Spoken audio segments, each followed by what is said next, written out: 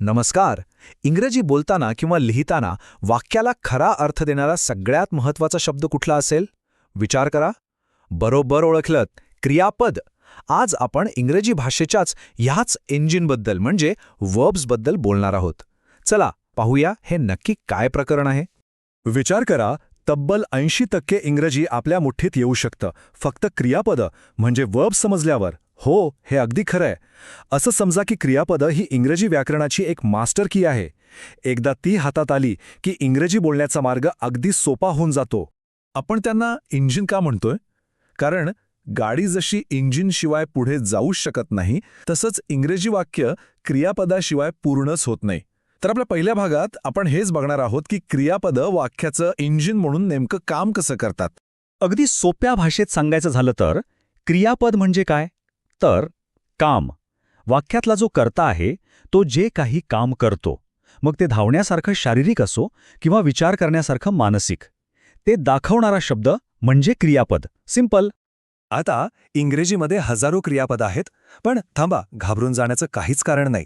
कारण ही सगळीच्या सगळी क्रियापदं फक्त 2 मुख्य गटांमध्ये विभागलेली आहेत.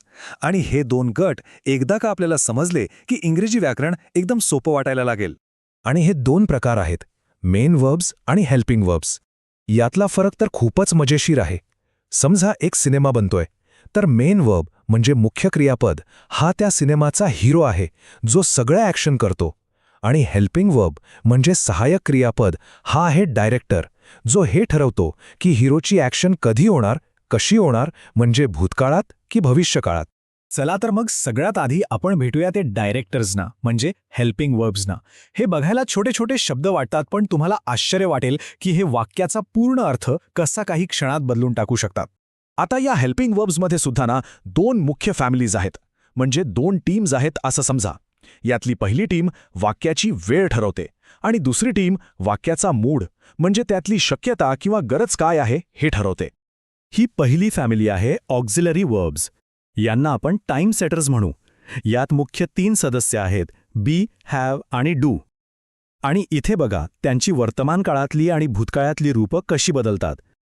म्हणजे इज, ॲम, आर वापरलं की गोष्ट आत्ता घडतेय आणि वॉज वर वापरलं की गोष्ट घडून गेलेली आहे. आहे की नाही सोपं? आणि आता दुसरी फॅमिली, मॉडल वर्ब्स. हे आहेत वाक्याचे मूड सेटर्स. हे शब्द वाक्यात शक्यता, क्षमता किंवा गरज यांसारखे भाव आणतात. कॅन, कुड, मे, माईट ही सगळी तीच आहेत. साधं उदाहरण घ्या. आय कॅन रन म्हणजे माझ्यात धावण्याची क्षमता आहे. पण आय मस्ट रन म्हटलं की अर्थ पूर्ण बदलला. मला धावलंच पाहिजे ही एक सक्ती झाली. पाहिलंत एका शब्दानं किती फरक पडतो? बरं, डायरेक्टर्सची ओळख तर झाली. आता वेळ आहे आपल्या सिनेमाच्या हिरोला भेटायची, म्हणजे मेन वर्बला. हेच ते क्रियापद आहे जे आपल्याला सांगतं की नक्की कोणती ॲक्शन किंवा कोणती कृती घडत आहे. आता या मुख्य क्रियापदांमध्ये सुद्धा 2 प्रकार पडतात. पहिले आहेत ॲक्शन वर्ब्स, म्हणजे ज्यात शारीरिक किंवा मानसिक कृती दिसते, जसं की चालणं, वाचणं, विचार करणं. आणि दुसरे आहेत स्टेट किंवा स्टेटिव्ह वर्ब्स. यात कुठली ॲक्शन दिसत नाही, तर एक स्थिती किंवा अवस्था दाखवली जाते, जसं की प्रेम करणं, माहीत असणं किंवा एखादी गोष्ट वाटणं. पण मग ही हजारो मुख्य क्रियापदं लक्षात कशी ठेवायची? सगळी पाठ करायची का? तर अजिबात नाही. एक खूप प्रॅक्टिकल आणि सोपी पद्धत आहे. आपण त्यांना त्यांच्या भूतकाळाच्या रूपानुसार फक्त 2 गटांमध्ये विभागू शकतो, रेग्युलर आणि इर्रेग्युलर. आणि हे ओळखणं तर त्याहून सोपं आहे. बघा, ज्या क्रियापदांना भूतकाळात नेताना फक्त ईडी प्रत्यय लागतो ती झाली रेग्युलर वर्ब्स. जसं वर्कचं होतं वर्क्ड. एकदम सरळ नियम आहे. पण ज्या क्रियापदांची रूपं पूर्णपणे बदलतात, म्हणजे कुठला नियमच नसतो, ती झाली इर्रेग्युलर वर्ब्स. उदाहरणार्थ गोचं वेंट होतं, त्याला काही ईडी लागत नाही. हाच तो फरक. ठीक आहे, तर आत्तापर्यंत नियम वगैरे तर आपल्याला समजले, पण आत्ता वेळ झालीये क्रियापदाची खरी सुपर पॉवर बघण्याची. आता आपण जे पाहणार आहोत ते खूपच इंटरेस्टिंग आहे.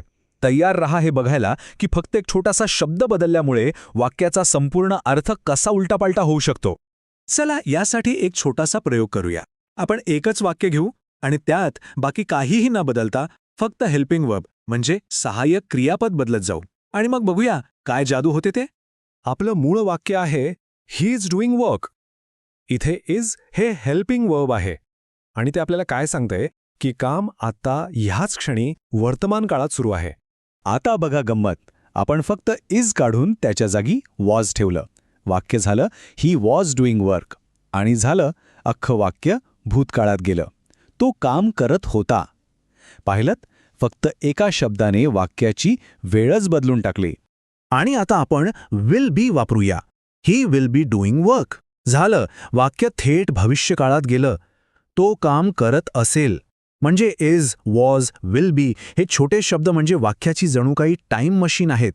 ते वाक्याला कधीही भूतकाळात किंवा भविष्यकाळात नेऊ शकतात. चला, वेळेचा खेळ तर आपण पाहिला, पण फक्त वेळच नाही तर हे हेल्पिंग वर्ब्स वाक्याचा मूड सुद्धा बदलतात. आता आपण मॉडल वर्ब्स वापरून बघूया.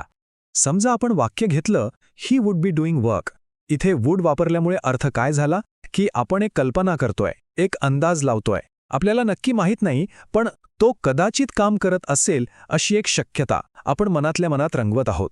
बरं, आता वुडच्या जागी आपण मे वापरूया. ही मे बी डुईंग वर्क. आता शक्यतेची पातळी अजून थोडी खाली आली. म्हणजे कदाचित करत असेल, कदाचित नाही. इथे खात्री अजूनच कमी आहे. आणि शेवटी आपण वापरूया must. He must be doing work. झालं, आता अर्थ एकदम ठाम झाला. तो नक्कीच काम करत असणार. इथे बोलणाऱ्याला जवळजवळ 100% खात्री आहे. तर आता लक्षात आलं असेल, हे सहाय्यक क्रियापदं म्हणजे फक्त व्याकरणाचे नियम नाहीत, ते वाक्याचे खरे रिमोट कंट्रोल आहेत, जे वेळ आणि मूड दोन्ही कंट्रोल करतात. तर आता क्रियापदांचं हे सगळं सिस्टम आपल्या लक्षात आलं आहे. मग आता एक छोटासा प्रश्न. आपण सुरुवातीला डू आणि डज ही क्रियापदं पाहिली होती, तर ती कोणत्या प्रकारची क्रियापदं आहेत? ऑक्झिलरी वर्ब्स, मॉडल वर्ब्स की मेन वर्ब्स? जरा विचार करा आणि आपलं उत्तर कमेंट्समध्ये. हाच प्रश्न आहे नाही का? ही इंग्रजी क्रियापदं इतकी कन्फ्युजिंग का असतात? म्हणजे एकाच क्रियापदाची इतकी वेगवेगळी रूपं लक्षात ठेवायची म्हणजे ना डोकं अगदी चक्रावून जातं. पण थांबा, चिंता नको. आज आपण ह्या गोंधळातून बाहेर पडण्याचा एक मस्त मार्ग शोधणार आहोत. आणि खरा प्रॉब्लेम इथेच सुरू होतो. एकच क्रियापद, पण त्याची रूपं किती? कधी भूतकाळात वेगळं, कधी तिसरं रूप वापरायचं, तर कधी त्याला आयएनजी जोडायचं. याचमुळे तर सगळा घोळ होतो. पण आपण हा घोळ आज सोडवणार आहोत. चला तर मग सुरू करूया. विभाग 1, क्रियापदांचे कोडे. हो, हे खरंच एका कोड्यासारखं आहे. एकाच क्रियेसाठी इतकी रूपं लक्षात ठेवायची, हे कोडं आज आपण मिळून सोडूया. पण इथे एक चांगली बातमी आहे, एक सिक्रेट आहे. ते म्हणजे यात एक सिस्टेम आहे, एक पद्धत आहे. इंग्रजीतली सगळीच्या सगळी क्रियापदं ती फक्त 2 मोठ्या कुटुंबांमध्ये विभागलेली आहेत. हो, फक्त 2. आणि हे समजलं ना की सगळं सोपं होऊन जातं. तर मग आता वळूया दुसऱ्या विभागाकडे. ती 2 कुटुंब कोणती आहेत? चला ओळख करून घेऊया. बघा, ही आहेत ती 2 कुटुंब. एका बाजूला आहेत रेग्युलर क्रियापदं. ही अगदी साधी सरळ आहेत, एकाच नियमाने चालतात. आणि दुसऱ्या बाजूला आहेत इररेग्युलर क्रियापदं. ही आहेत थोडी खटियाळ, थोडी नखरेबाज. कारण ती स्वतःचेच नियम बनवतात. चला, आधी पहिल्या सोप्या कुटुंबाबद्दल बोलूया. ही आहेत रेग्युलर क्रियापदं. आणि यांचा नियम इतका सोपा आहे की फक्त ईडी लावायचं. बस, मूळ क्रियापदाला ईडी लावलं की झालं त्याचं भूतकाळी रूप. सोपं आहे ना? इथे बघा, प्ले झालं, प्लेड. टॉक झालं, टॉक्ड. वॉक झालं, वॉक्ड. कुक झालं, कुक्ड. बघितलं? मूळ शब्दात काही बदल नाही, फक्त शेवटी ईडी लागले. किती सरळ आणि सोपा नियम आहे हा. ओके, सोपा भाग तर झाला. आता वळूया त्या दुसऱ्या कुटुंबाकडे. विभाग 3, इररेग्युलर क्रियापदं. ही थोडी ट्रिकी आहेत, पण आपण त्यांनाही समजून घेऊया. हे लक्षात ठेवा, ही क्रियापदं आहेत नखरेबाज. ती ईडीचा सरळ साधा नियम अजिबात पाळत नाहीत. नाही, ती म्हणतात आम्ही आमचे नियम स्वतः बनवणार. आणि तेच आपल्याला शिकायचंय. बरं, या नखरेबाज क्रियापदांमध्ये सुद्धा काही ग्रुप्स आहेत. हा बघा पहिला पॅटर्न. यात काय होतं तर दुसरं आणि तिसरं रूप एकदम सारखं असतं. जसं की फीलचं होतं फेल्ट आणि तिसरं रूपही फेल्ट. बायचं बॉट, तिसरं रूपही बॉट. म्हणजे एक बदल लक्षात ठेवला की दोन्ही रूपं आपोआप लक्षात राहतात. आता येतो सर्वात खट्याळ गट. यात तिन्हीच्या तिन्ही रूपं वेगवेगळी असतात. हो, तिन्ही. म्हणजे बघा, गो, मग वेंट आणि मग गॉन. ईट, एट, इटन. यात काही लॉजिक नाही, ही रूपं आपल्याला पाठच करावी लागतात. पण एकदा केली की काम सोपं. पण थांबा, एक गंमत आहे. हा गट बघा, यात क्रियापदाची तिन्ही रूपं सारखीच राहतात, काही बदलत नाही. Cut cut cut, put put put, hit hit hit. किती सोपा आहे. हा गट तर लक्षात ठेवायला एकदम सोपा आहे. आणि हा आहे चौथा पॅटर्न. यात काय होतं तर शब्दाच्या आतला स्वर म्हणजे वावल बदलतो. म्हणजे बघा, सिंग, सॅंग, संग. ऐकलं? I, A, U. फक्त मधला आवाज बदलला आणि नवीन रूपं तयार झाली. Swim, swam, swum. हा एक वेगळाच पॅटर्न आहे. तर हे आहेत ते वेगवेगळे पॅटर्न्स.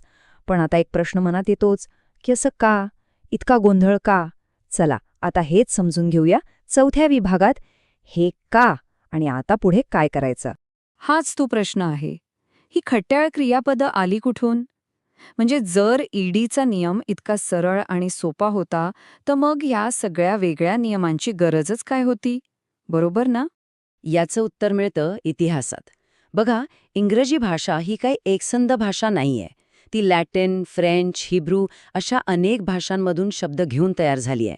आणि त्यामुळे प्रत्येक शब्दाला तो एकच साधा ईडीचा नियम लावणं शक्यच नव्हतं. आणि सगळ्यात महत्त्वाचं कारण म्हणजे उच्चार. हो, प्रनाउन्सिएशन.